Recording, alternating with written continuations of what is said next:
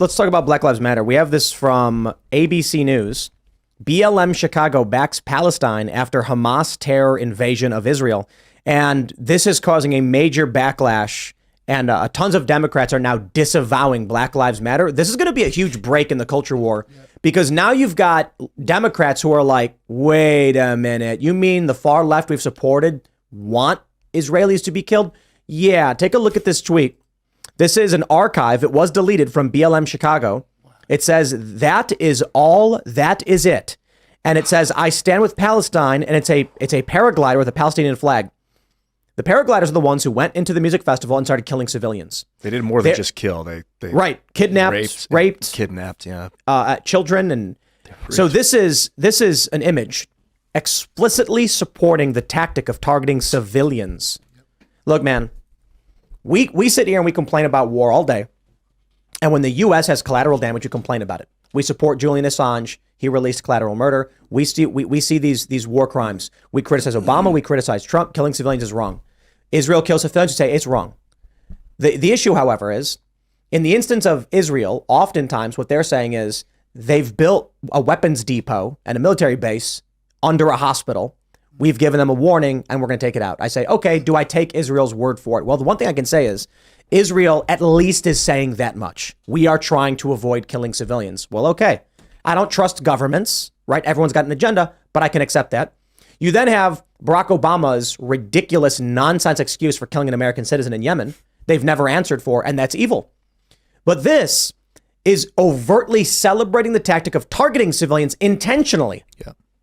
You know, that's Black Lives Matter. Max Blumenthal, he was on last night, and he said that these guys were paratrooping to hit a military target and landed next to the target in the music festival, and it was an attack of opportunity as opposed to a target. A target of opportunity. Well, in that case. I don't know if it really, I don't know how much it matters. Wait. Like, I mean, if he's being factual, he's being factual. Yes, but in terms of celebrating it still, I mean, that image now is still the image of attacking civilians at a music festival. It's not the wind blew the wrong way. We actually meant, when they made this image, they knew what they were doing. Exactly. And they kept it up for hours. It wasn't like, oops, delete. Right. And 20,000 comments or something before someone decided to take it down. What I want to be careful of is, people were being critical of Max yesterday. They're like, oh, I can't believe he would downplay it. No, hold on. If it is a fact that Hamas was intending to target military bases, that would make sense. They say, we want to hit military bases.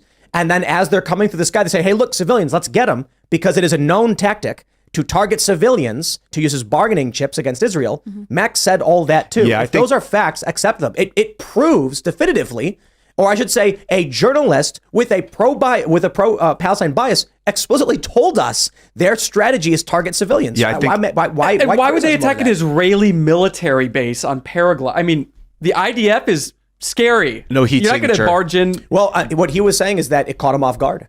And it was humiliating. It was quiet, off radar, because they're so low to the ground and no heat, probably. Yeah. What I find fascinating in the whole thing is that there are many people, prominent individuals, many who are very critical of Israel, saying that Israel knew this was coming and let it happen. And then you have Max, of all people, who is, much more opposed to Israel's actions, being like, no, there's no way Israel knew in advance. They were humiliated by this. Hamas was targeting the military bases, and the music festival was nearby, and so it became a target of opportunity for them because it is a known tactic they use. I'm like, wow. But that wasn't the only place that was attacked. Right. Yeah, they went to a bunch of villages. Beaches, and anywhere. So it makes me think that their primary target was take out the military perimeter, and then with a secondary target of get as many civilians as you can. Right. It's evil. And this is the problem, right? I don't like war. I don't like the conflict. I don't like hearing about children dying in Gaza. They're all these tweets coming out the far left saying, "Oh, look at these innocent civilians." I'm like, yeah, it's all bad. It's all bad, dude. But I can ask this question of anyone, and you're going to get the same answer. The pro-Palestine side knows what the answer to this question is, and they will try to avoid answering it. What would happen to Israel if they removed all of the security fencing around Gaza and said, free movement for all within Gaza into Israel? What would happen? Oh, we know exactly what happened. We watched it happen. Yeah, we watched what happened when they tore the fences down. Yeah. There's no question about that. And so, you talk to someone who's pro-Palestine and they're going to say, well, I mean, it's like, oh, we get it. Yeah. This is the problem. You complain about what Israel's doing in Gaza, but what's the answer? well, these people are in open air prison. I'm like, yeah, and if they open the doors, it would be bloodshed, it would be murder, it would be massacres, it would be war, it would be, you know, we talk. A lot of people talk about 1948 and how it was wrong for, you know, Israelis to push Palestinians off their land, and I'm just like, it's war.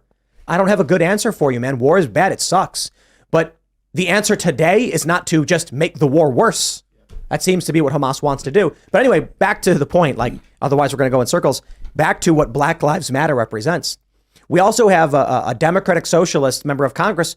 He has quit the DSA and denounced them for their support of all of this. Who was it? Let me pull up his name. Do you guys know his name? I had his... Jamal Bowman.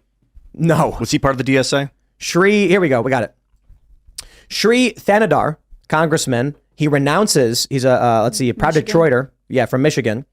Michigan's 13th district, and he renounces his membership in the DSA, saying, today I'm officially renouncing my membership in the DSA after the brutal terror attacks in Israel, which included the indiscriminate murder, rape, and kidnapping of innocent men, women, and children. I can no longer associate with an organization unwilling to call out terror in all its forms.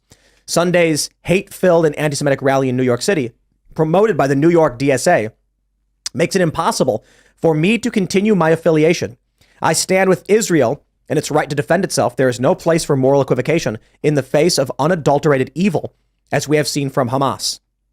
I will continue to work towards the goals that brought me to Congress in the first place: universal health care, workers' rights, strong labor unions, equity for communities of color, environmental justice, and compassionate immigration. My ideals have not changed at all. I strongly believe that ending my association with the DSA serves my constituents' interests, as they expect me to represent them by helping to build a better, more just world, not fanning the flames of hatred. Shout out to Ryan Long, who put out a video called Actor Doesn't Know Whether to Support Palestine or Israel. Because the fascinating thing is, what we're seeing here with Shri, and there's another story about a bunch of Harvard students who are being blacklisted, and now they're putting out letters being like, no, we don't support Palestine. We're so sorry. We're so sorry. The default position for a lot of these people was, whatever the narrative is, I support. Whatever popular thing is. Black Lives Matter was current thing. Yep. We support it. BLM, not just BLM in Chicago, but LA came out in defense of what Hamas did. Yep. And now, if you tweet in support of BLM, you will get canceled. Yep. These people don't have convictions, don't have morals, and were marching in lockstep with what they thought was the power structure. That meant when atrocities occurred on video, and we see innocent people being paraded around, murdered, kidnapped, etc., they ignore that and say, it doesn't matter, BLM is popular thing. Think about that. I want to reiterate that, because that explains the culture war so well. For all of us, we can sit here and be like, man, it's really bad when civilians died, no matter who does it, right? What Hamas did is horrifying and it's atrocious. We don't want war. I'm skeptical of these videos and these stories. Did babies really get beheaded? Man, this is tough. We try to be reasonable. So many actors, members of Congress, Harvard students, knowing these videos emerged, thought, but the left is in power, so I will just agree with whatever they say. And what happened? Major backlash.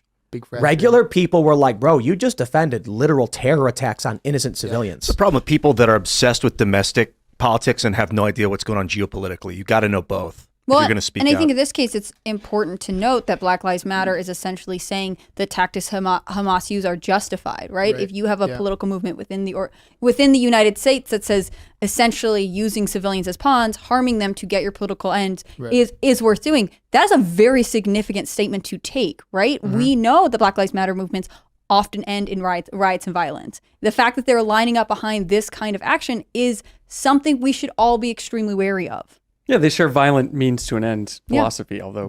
And they're confirming it on a geopolitical stage now. Of course, yeah. I'm just saying, they get passed off as being this, we're peaceful movement. And I think Tim's totally right. Ultimately, people don't know enough about these issues to be able to say definitively how they feel about it, but they know they're supposed to say something. That's why Ryan Long's video is so funny. He knows he's supposed to take a stance. He just doesn't know what it is because he takes his cues from everyone around him. The issue is they don't care. That many of the people who are waving BLM flags and these Progress Pride flags don't know, don't care. All they're really saying is, I support what we view to be the cultural and institutional power. And so when the institutional powers do evil things, these people march in lockstep behind them. And that's what we talk about. I've mentioned that the Progress Pride flag is akin to the Nazi flag. Not in that it represents the same ideology, but that it represents people blindly marching behind what they view to be power. This shattered that. And now people are panicking. I love this. This Harvard student organization being like, we never meant this. No, we're so we regret signing this letter in support of Palestine. Money, because we'll get our 6-figure jobs when we graduate. That's right. Yeah. Because now they're realizing they're getting canceled. Right. The only thing they ever cared about was looking like they fit in. Yeah. No morals and no principles. But there's also, and I agree with you, but there's also, I mean, there's this ethos in the white liberal, I'll say white liberal, but culturally white, the Western liberal. I think you were touching on this too, when they're suddenly horrified. It's this mentality, and it's so racist. I know that word's so overused, but it exposes how extremely racist they are. That they look at people like Islamic terrorists, and it's the same way they look at inner city violence in black communities, and they think, and they look at Israel, and they're like, Israel's a civilized country, so we hold them to a higher moral standard. We hold them to our moral standards. These third world people, they're stupid. Look at their skin colors, look how they live. We can't expect them to behave how we behave, and they're so oppressed. So we can't, Israel is held to a different standard. They cannot behave like this. These people, they just don't know any better. And we have to be their custodians. We have to stand up for them. Exactly. It's deeply racist. That is the liberal ethos so much. But then you have the more violent wing like BLM and Antifa that actually are like, no, we want to see dead bodies and we hate these people and we want communism now. No, it's crazy. But the polite progressive class, that's exactly what it is. And now they're having this moral crisis of what side to choose. And I think that they're going to have a really hard time reconciling this. I think when people want to do the right thing, but they don't actually think about the issues, they just think about what their friends are doing, they have no moral compass. I mean, with these Harvard students, if they really believed in what they said, they wouldn't have backed down. Nothing should be worth compromising your values for. But it's not about values, it's about signaling that they have done the right things. It reminds me of, and it's a terrible comparison to draw, but it reminds me of all of the people who suddenly became excited about various causes, like after the Parkland shooting, all these students who were suddenly deeply involved in gun violence, and they would hold protests and whatever else, and then they would get into elite colleges because they were signaling that they were behind the right thing all the time. I mean, that's how we got David Hogg, yes? And to what end? What are we doing to better serve the values of the community? Maybe they really stand by it, but ultimately it was the thing that they thought would help them get an advantage moving forward. Yeah, of course. Like corporations virtue signaling, same thing. Well, this is the thing we have to do now. Thanks for watching this clip from the Timcast IRL podcast. Hang out with us live Monday through Friday at 8 p.m. and become a member over at timcast.com for uncensored, members-only shows exclusive. Thanks for hanging out, and we'll see you all next time.